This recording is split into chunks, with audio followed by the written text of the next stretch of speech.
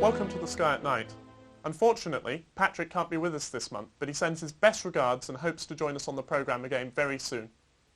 Tonight's programme is about Cassini's arrival at Saturn, and Cassini's the first probe to orbit the planet. It's been passed by 3 others, Pioneer 11 and Voyagers 1 and 2, all of which took images during their flybys. Saturn, of course, is the 6th furthest planet from the Sun and the 2nd largest, and it's certainly a beautiful sight in any small telescope, with the rings that were discovered by Huygens and then observed by Cassini himself. It's also an easy naked eye object, although it's not well placed at the minute, very, very low in the west, just after sunset. Next month, we'll be concentrating on Cassini's first few weeks of observing the planet itself, but for today, we want to talk about the Saturnian moons, in particular Phoebe, which Cassini has flown past, and Titan, the target for the Huygens probe it carries, which will land early in January. With me, I have Professor John Zarnecki, Principal Investigator on the Huygens Surface Science Package, and Dr John Mason. Welcome to the programme. Nice to be here. Hello. Cassini's taken 7 years to get to Saturn. It's been a convoluted journey. It has. Of course, you've got to remember that the combined mass of the Cassini-Huygens spacecraft was so great, in fact it's the most massive interplanetary spacecraft to go beyond the asteroid belt, that the Titan 4B rocket could not get it directly to Saturn in one go. And liftoff of the Cassini spacecraft on a billion-mile trek to Saturn. And we got science on the way, particularly from Jupiter. Absolutely. The Jupiter flyby was an opportunity to test many of Cassini's instruments in a realistic environment, but also to do some tremendous science. And what was exciting about that is that the observations were done simultaneously with the Galileo spacecraft, which was in orbit around Jupiter at the time. And that encounter with Jupiter sent it on its 4-year cruise towards Saturn. What did it see on the way? On the way to Saturn, of course, there's a long cruise between December 2000 and really the end of 2003 when the first detailed images started coming back. And we have some lovely far views of Saturn, and these, of course, have given us a somewhat unique perspective because we have to realise that Cassini is approaching Saturn from a different direction to any of the other probes. It's ahead of Saturn in its orbit, and it's approaching below the ring plane. And so we've got some rather unique views of the planet, the shadow of the globe on the rings, and of the rings themselves. And the first object in the Saturnian system that Cassini encountered just a few weeks ago was Phoebe, the outermost moon. That's right. Now, Saturn, of course, has 31 known moons at the moment, and of those 31, 14 are classed as irregular. Those are the outermost ones, and the largest of those is Phoebe. It's a sort of egg-shaped moon with the longest axis about 220 kilometres. And we'd never seen this close range before. This was the first flyby of the Cassini mission. There's masses of data, came back on June the 11th, obviously still being looked at. And it's the only flyby we'll get of Phoebe, so it really was very exciting to see. Now, this is a rather enigmatic satellite. It's one of 7 of those 14 irregulars that goes round the planet the wrong way. It's retrograde. Retrograde orbit. And that always implied the possibility that it was captured, originally in an independent orbit round the Sun, and was captured. But now, of course, we can look at the surface of Phoebe close up. Now, what we see is a very dark satellite, reflectivity only about 6%. But the interesting thing is, when you look at some of these crater forms, you see that there are layers with clearly bright material in between, where dark material may have slid down the walls of the craters. There are other cases where impacts have caused bright craters. And so it looks as though we're looking at an icy body, and we've determined that the density is about 1.6 times that of water. So there's obviously some rock there, but it's clearly an icy body with a mixture of rock, possibly overlaid with a dark crust. And the thinking at the moment is that this might be a Kuiper belt object, an object that originated perhaps in the outer solar system beyond Neptune, that's been captured by Saturn, and the impacts of other bodies on this object travelling retrograde has, if you like, spalled off smaller fragments, and these have made the other 6 retrograde small moons that are currently there in the outer Saturnian system. Almost chips of ice thrown Chips off the old block, you might call them.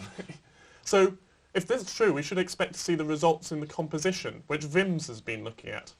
That's right. Now, VIMS, that stands for Visual and Infrared Mapping Spectrometer. That's a wonderful instrument, and what it allows you to do is to map the distribution of particular elements or minerals. We can see, for example, here in blue, the distribution of water. The next one, carbon dioxide, shown here in orange. And finally, there's a mysterious compound that we haven't yet identified, and that's shown in green. This is very exciting, and it shows the capability of that instrument. And also, we're able also to map the distribution of temperature on the surface. That helps as well, because rock and ice behave differently. They behave differently, they react differently to solar radiation and so on. So putting this different information together, we should, you know, over time be able to understand much better the composition, and that of course will help tie down the origin of Phoebe. And if it is a Kuiper belt object, it's our first ever close-up look at one, so it's really exciting. That's right, and of course we're sort of cheating because we're seeing the Kuiper belt without actually going there. Exactly. So that's Phoebe, and that's the only flyby we're going to get with the Cassini mission. But we've got over 50 more flybys of the various moons, which, moving inwards, brings us to Iapetus, John. Now, of course, the thing about Iapetus is it's this mysterious world in black and white. Half of it has got a dark deposit on the surface, the rest of it is fairly bright and icy.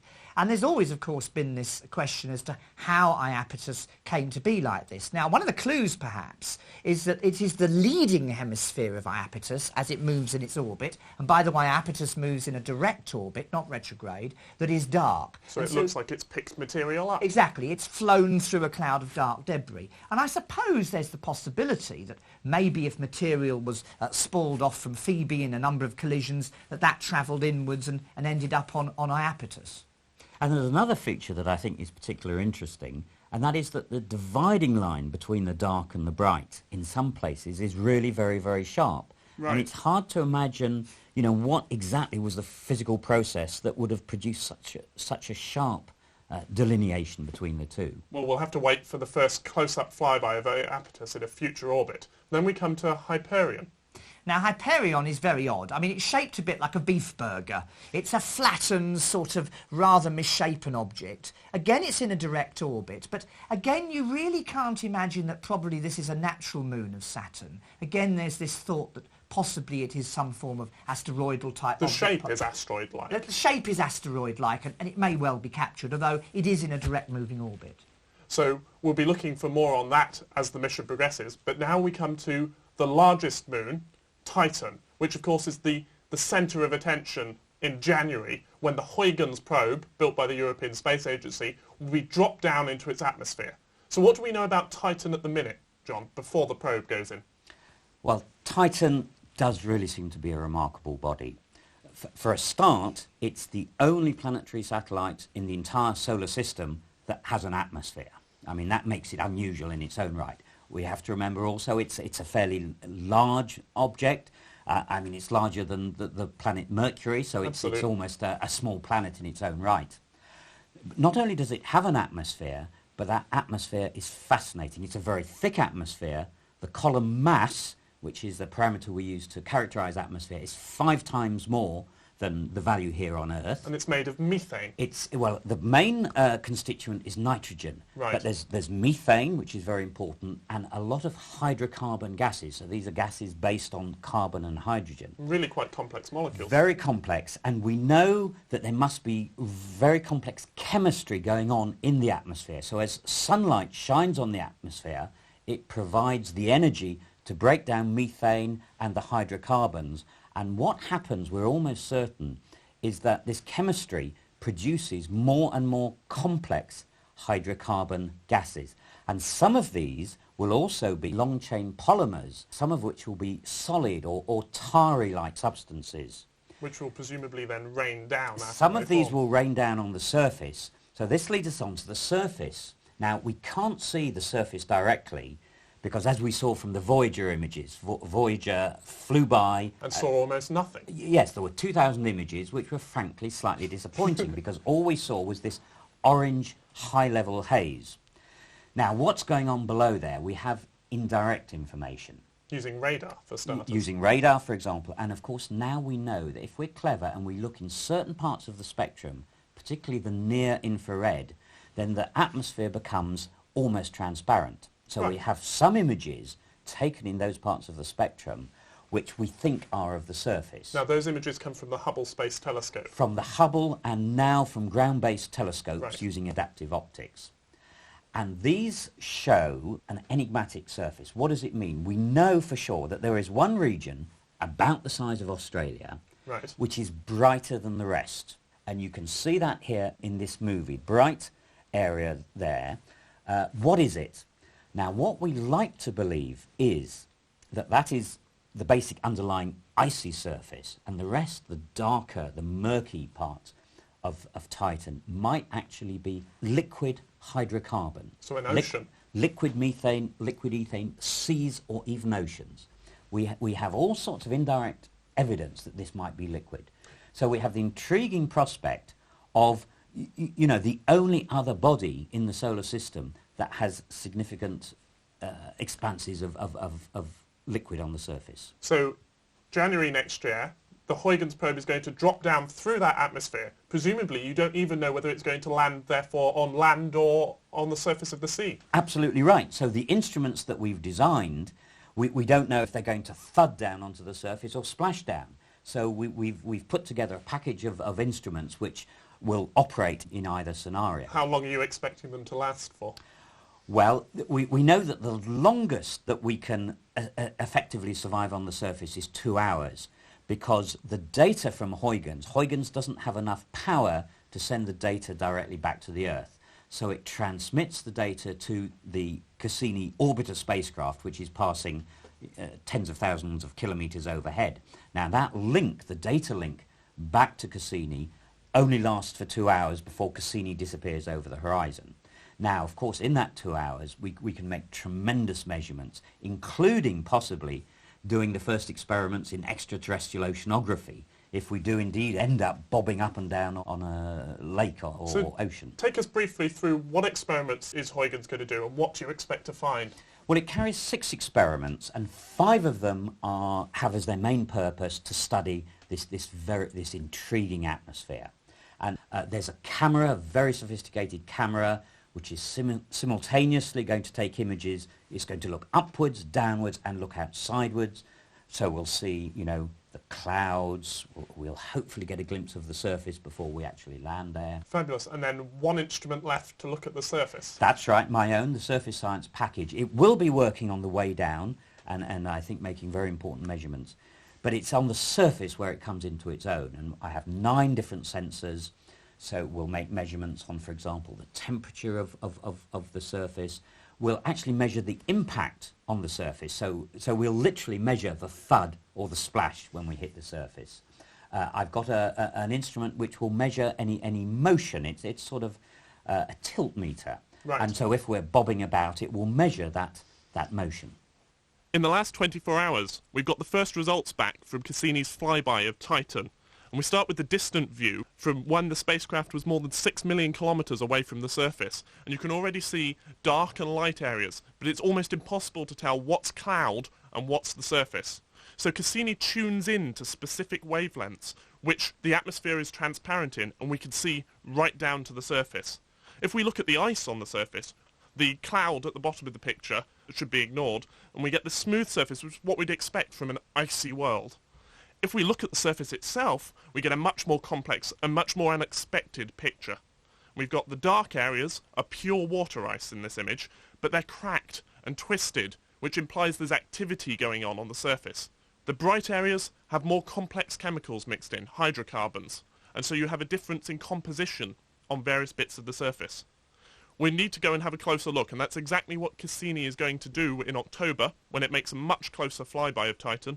And then, of course, the Huygens probe will be released in December. Before any of this could happen, of course, we had to get Cassini into orbit around Saturn. Yes, the most crucial phase of the mission, and it's happened just a few days ago. Cassini was approaching Saturn from below the ring plane. It came up through the ring plane between the outer edge of the F ring and the inner edge of the G ring, and for 3 3/4 hours it was above the ring plane. During that time, 96 minutes, the rocket motors fired to slow down Cassini sufficiently to allow itself to be captured by Saturn's gravity. Then it dived down through the ring plane again, entering the first of what will be 76 orbits or so around Saturn over a 4-year period, during which it will make 52 flybys of the moons, including, of course, Titan. And, of course, during this time was the closest approach in the entire mission of the spacecraft to Saturn itself. How close did it get? It was just something like 20,000 kilometres from the cloud top, which is really just, you know, rooftop level almost. Most of the instruments, of course, will have been protected because that was really the most dangerous phase of the mission. John. It was, of course. Now, a lot of people are saying, well, isn't it a bit risky going through the ring plane like this? There was no alternative. Cassini had to have that trajectory in order to get onto the right orbit for the first of its close flybys of Titan in October. But of course you've got to remember that the main ring particles are concentrated within the F ring, and the outer rings are rather diffuse. The dust particles are very well spread. Which leaves us with the last components of the Saturnian system, the inner moons. Yes, now of course we've already talked about some of the 17 regular satellites. We've talked about Iapetus, Hyperion and Titan. 4 of the smaller inner moons are inextricably linked with the rings themselves. The shepherd moons, if The you shepherd moons. We have 2 shepherd moons on either side of the F ring. And here's a beautiful picture taken by Cassini on its inbound pass of those 2 shepherds. And the F ring is very narrow, less than 100 kilometres wide. And those shepherd moons, one on either side, keep the particles moving along a very narrow trajectory. Now, of the inner icy moons, some of those are fascinating. Mimas, of course, one of the small icy moons, has this huge crater at one end of it, a very heavily cratered, highly impacted body. We have, of course, Tethys, evidence of internal activity there, again an icy satellite, but with a great canyon system, Ithaca Chasma, running across it. And then we have the slightly larger inner moons. We have Dione and Rhea. Rhea, very heavily cratered indeed, a very ancient terrain. Dione, not quite such a high density of craters, but again with some evidence of internal activity. And then you come on to the pièce de résistance, which is of course Enceladus, a small icy moon, one of the youngest geological surfaces that we've seen. An absolutely fascinating satellite. So what is it about Enceladus that's particularly interesting, John? Well, it's the surface, of course. We see part of the surface, which is, of course, icy, but it's heavily cratered, which means it's a relatively old surface. But other parts of the surface are incredibly smooth and almost devoid of impact craters. So that means that it's young on the astronomical scale, probably just a matter of millions of years old. And the big question is, what is it that has caused that part of the surface to have been modified, altered, and to produce this very smooth surface? Now, was there some process internal that produced heat which melted the surface? Smoothing out the smoothing craters. it out? Or was there maybe, as some people have suggested, some sort of upwelling of liquid, some kind of cryovolcanism? We really don't know, but hopefully with the imaging and other measurements from Cassini, we'll be able to tie this question down for sure. So now we're in orbit around Saturn. Over the next few weeks, we're going to, as Cassini turns its attention to the planet itself, we're going to have the unveiling of Saturn's atmosphere, if you like. We've already had a taster. We have, and I think this is very exciting because, of course, apart from the moons, Cassini is going to be looking at the rings, the magnetic environment, and the cloud detail of the planet. Saturn has this layer of haze that makes it hard to see detail in the planet's cloud belts, but I think that the early images we've had from Cassini already show a wealth of detail. We've had small storms, turbulent eddies, merging storms, and I think we're going to find in the months ahead that Saturn's atmosphere could turn out to be every bit as dynamic as Jupiter's. It's just we've never been able to see it as clearly as Cassini will reveal it. And of course, we're only talking so far about the expected, what we know. One thing that we can be sure of from all our experience with spacecraft in the solar system is that Cassini is going to throw up the unexpected. Well, we're all looking forward to the next 4 years. It's going to be an exciting time to be on Saturn. John and John, thanks for joining us. Thank you. It's been a pleasure. And next month, we'll be reviewing the first few weeks' results from Cassini's encounter with Saturn. And it's newsletter time, so send an SAE to newsletter number 94, BBC Birmingham, B5 7QQ. And from the sky at night, good night.